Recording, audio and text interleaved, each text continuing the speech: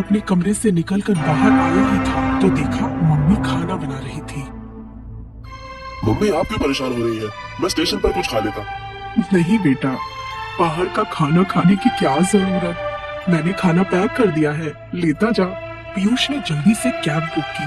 कुछ ही देर में कैब आ गई। उसने जल्दी से मम्मी के पैर छुए और स्टेशन के लिए रवाना हो गया। टाइम से पहुंचकर पीयूष को बहुत सुकून मिला। समय पर गाड़ी चल दी। पीयूष अपना सामान सेट करके बैठ गया। धीरे धीरे गाड़ी में बैठे लोग एक दूसरे से बातें करने लगे। पीयूष को भूख लगी तो अचार के साथ पराठे निकालकर खाने लगा। मम्मी के हाथ के पराठे खाकर और चाय पीकर तो मजा आ गया। उसके बाद वो बाहर के नजारे देखने लगा। पीयूष बहुत खुश था। वो जा रहा था अपनी बहन को लेने। तभी पापा का फोन आ गया। बेटा अच्छे से बैठ गया ना ट्रेन में? कोई परेशानी तो नहीं हुई? हाँ पापा आप चिंता मत करो, सब ठीक है। शाम होते होते ट्रेन लेट हो गई। उसे स्टेशन पर रात को 10 बजे पहुंचना था, लेकिन ट्रेन 4 घंटे लेट चल रही थी। पीयूष को चिंता होने लगी, अगर ट्रेन रात 2 बजे पहुंचेगी, क्या उस छोटे से स्टेशन पर रुकना सही रहेगा? इसी चिंता में बैठा था कि मम्मी का फोन आ गया। बेटा, तेरे पापा बता रहे थे कि ट्रेन 4 घंटे लेट है।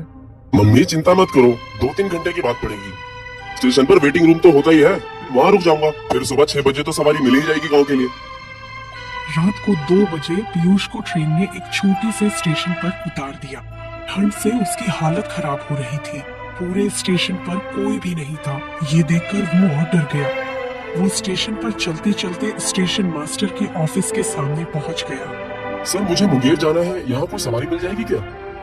अरे छोरे तू कहाँ उतर गया इस स्टेशन पर? यहाँ कोई सवारी नहीं मिलेगी, सुबह ही टांगे वाला आएगा। सर यहाँ वेटिंग रूम तो होगा ना? यहाँ कोई वेटिंग रूम नहीं है, छोटा सा तो स्टेशन है। अच्छा, तो सर क्या मैं यहाँ एक कोने में रुक सकता हूँ? नहीं, हम यहाँ किसी को रुका नहीं सकते ऐसे। एक काम कर, स्टेशन के पीछे एक चाय वाले की दुकान है, वहाँ एक लड़का काम करता है। नाम तो उसका पता नहीं, सब उसे छोटू ही बुलाते हैं। उसे जगा ले, वहीं रुक जाना, वो तुझे चाय भी पिला देगा। देख लड़के, इधर उधर मत घूमियो, यहाँ रात में लुटेरे घूमते हैं, किसी को भी मार कर उसका सामान लूट लेते हैं।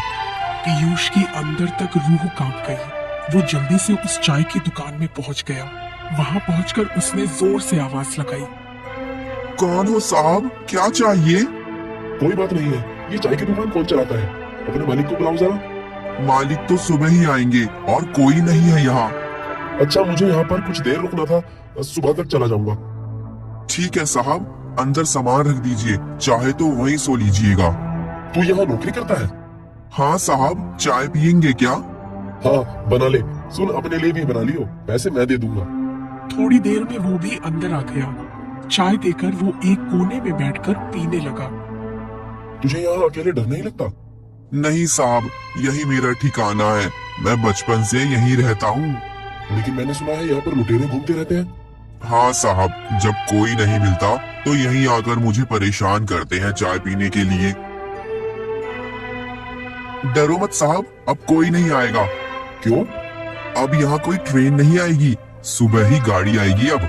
अच्छा, अपने बारे में कुछ बता, तेरा सी नाम क्या है? हम लोगों का नाम नहीं होता साहब, कोई कुछ भी बुला देता है, मतलब तो बुलाने से ही होता है ना। तेरा घर परिवार? कोई नहीं साहब, अब तो जो कुछ है यही है। कितने पैसे हुए? रहने दो साहब।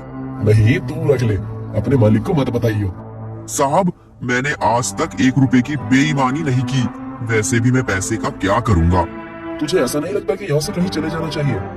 नहीं साहब, मेरी तो यही दुकान है, मालिक बहुत अच्छे हैं, कभी मुझे डांटते भी नहीं, और अगर कोई ग्राहक उल्टा सीधा बोलता है ना तो उसे भगा देते हैं।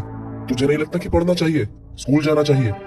साहब, हम जैसे लोग इन्हीं जगहों पर पड़े रहते हैं, यही बड़े होते हैं फिर यही मर जाते हैं। पीयूष सोच में पड़ गया कि कितना कुछ है उसके पास, माँ बाप, बहन, रहने को घर, मोबाइल, पढ़ने के लिए बढ़िया स्कूल था, अब कॉलेज है, पॉकेट मनी भी अच्छी मिल जाती है, जहाँ चाहे घूमने चले जाते हैं। फिर भी कितनी शिकायतें हैं अपने परिवार से उसे।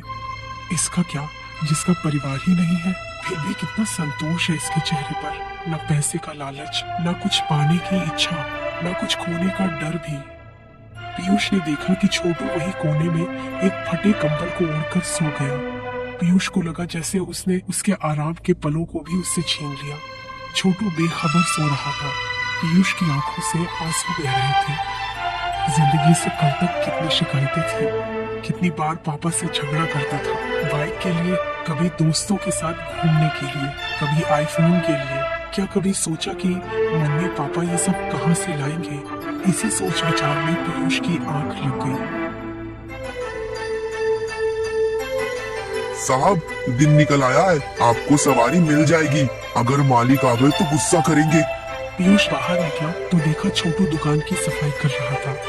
उसने छोटू को कुछ पैसे देने चाहे, लेकिन उसने मना कर दिया। साहब, अगर मालिक ने ये पैसे देख लिए तो इतने सालों से जो विश्वास वो करते आए हैं ना, वो टूट जाएगा।